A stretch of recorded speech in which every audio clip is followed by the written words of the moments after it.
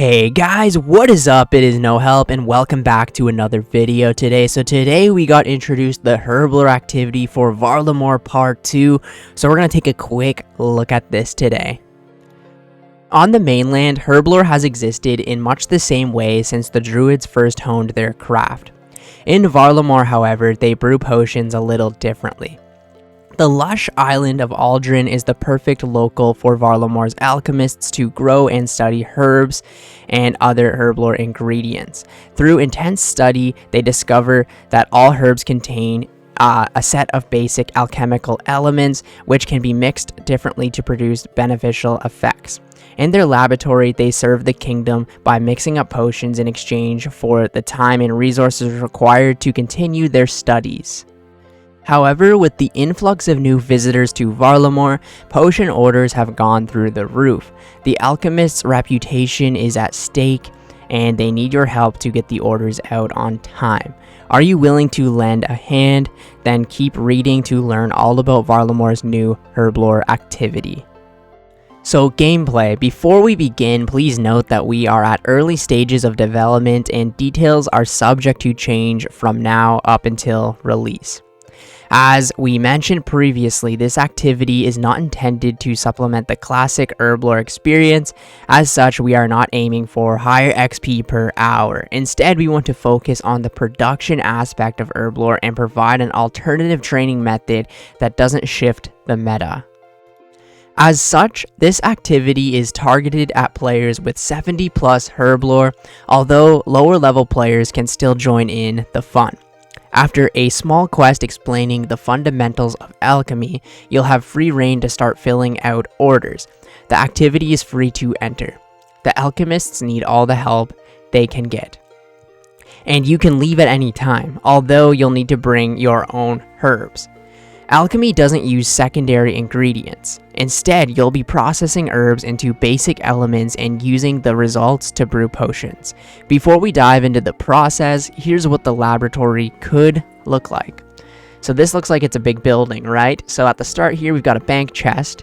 Then we have a herb mill, a mixer, a processing machine, and delivery counters. Very cool. I don't know exactly what all this means, but I like the idea of like a almost assembly line, you know? Your orders are listed on an overlay interface, meaning you can easily keep track of the potions on your list, along with the time remaining to fulfill the orders. All the potions have two components to watch out for: the modifier and the base, i.e. concentrated Mason's tonic. Once you've picked an order to work on, your first job is to break down your herbs into paste using the herb mill. Then put the paste into the mixer, which will convert them into usable base elements: lye, aga, and mox or lamb for short. Herbs give different values for each base element subject to balancing. Here's what we're thinking. So this little chart will kind of explain what the components and the values and everything. So a cantidine potion or herb, for example, value 1, component type lye, and it goes down the whole list. So it looks like cantidine, amvitote, renar, snapdragon are lye, lantidine, dwarfweed, toadflax are, and quem are aga, and then the lower level potions here are mox. Very interesting. So I can see why they are kind of in different categories, maybe the more expensive ones, the mid-tier ones, and the low-level ones, I would assume.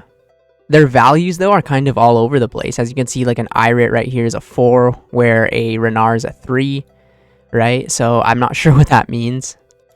Once you've got your lamb, use the 3 levers next to the mixer to mix them into one of the 10 distinct potion bases. You'll be able to one-tick these levers, so there's no waiting for animations to finish, just pure production.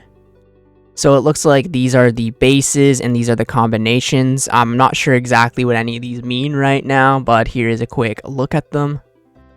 Now we have a base. We have to think about the modifier, which we can apply using the appropriate processing machine. There are 3 to choose from. My bad if I butcher any of these names. The retort, the centrifuge, and the alchemic. and they apply the concentrated, homogeneous, and crystallized modifiers respectively. They also have different processing times. The retort is a passive method which, with slow process, the centrifuge needs active interaction, but the process quickly. Finally, the alchemic process is instantly. Okay, so one's like AFK, one's a little bit, and one's instantly. It's kind of the way I'm looking at it right now. In our example, the concentrated Mason's tonic will need to use the retort. Since this is a slow process, we have some downtime to focus on mixing up some of the other potions on our order list, although it won't be too long. So I guess you don't really get to choose which modifier or whichever. It could be slow, it could be instantly, you know, I guess it's different for each one. Once processed, pick up your freshly brewed potions and stick them on the delivery counter. You'll be rewarded with points split between L, A, and M for each correct potion you've shipped before the order times out. To recap, number 1, check the current orders and select one, paying close attention to both the modifier and name of the order. 2, head to the bank chest and grab the necessary herbs. 3, break them down into paste using the herb mill. 4, add the paste to the mixer and change them into LAM elements.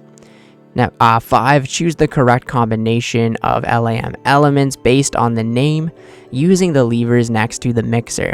6, collect your potion base and select the right tool to give it the correct modifier. 7, once completed, put your potion on the delivery counter. Enjoy your points. So it sounds like it's kind of confusing, but I feel like once you do this a couple of times, it will become very easy and kind of a nice simple process. It might look like a lot of new names and modifiers and whatever right now, but I'm assuming it will be quite simple like most things in the game. That's the core gameplay sorted. Just in case you've missed it earlier, we're not revealing XP rates yet, but you can expect this to be a low XP activity. Instead, we're offering a selection of special rewards for you to spend your points on. I was just wondering what the points would be used for, right? So these rewards have to be somewhat good because you're using your own herbs to actually do this activity out. So in our last blog, we asked you to share your reward ideas for this activity. You clearly enjoyed flexing your creativity muscles because we've seen some amazing suggestions, and now we have a really clear idea of what the community wants from this activity. So without further ado, let's take a look.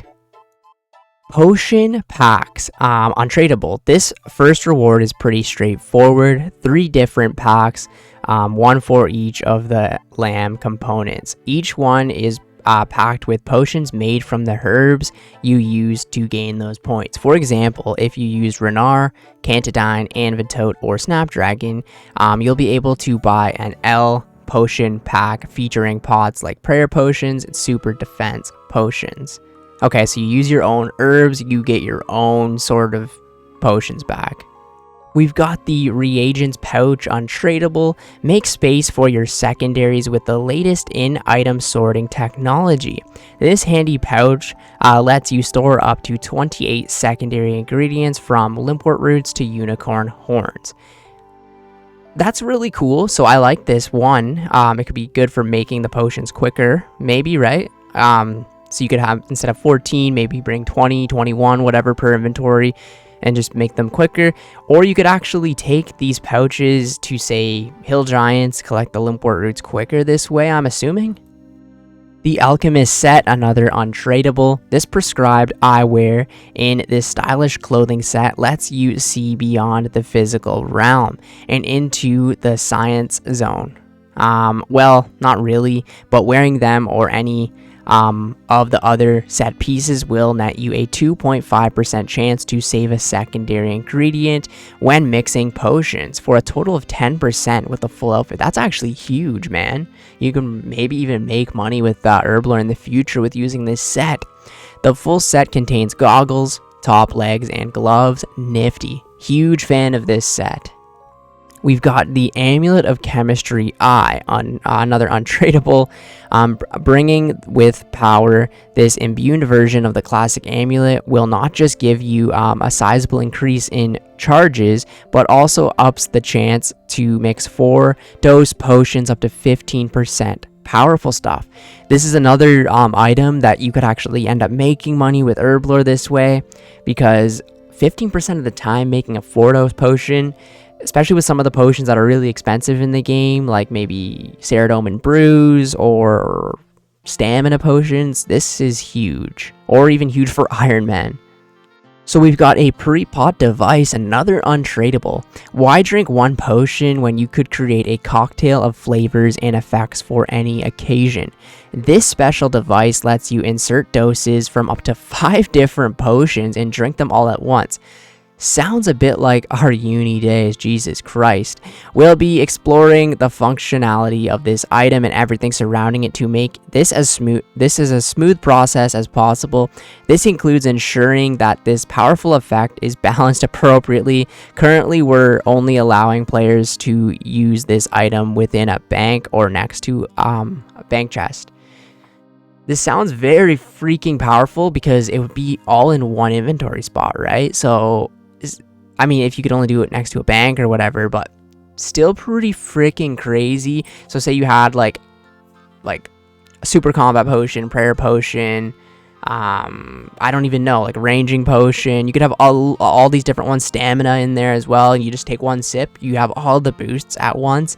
I really am a huge fan of this, but I don't know if the community will. It seems a little bit overpowered, but if they balance it right, make sure it doesn't ruin anything, it could be pretty cool.